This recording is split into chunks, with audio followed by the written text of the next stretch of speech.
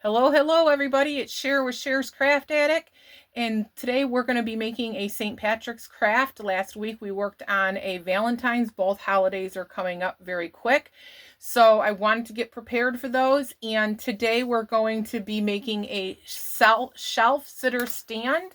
We're going to use 4 of these blocks. I did get them on Amazon, or you could use your own made out of 2x4. I found them just easier to buy, and it's actually cheaper. And then I have the letters L, C, and K cut out on our X tool here. And then we cut the shamrock, which is going to be where the U would go in luck. And we're going to put that all together and have a cute little shelf sitter. If you like this video, hit like. And if you really would like to see more videos later, hit subscribe down below.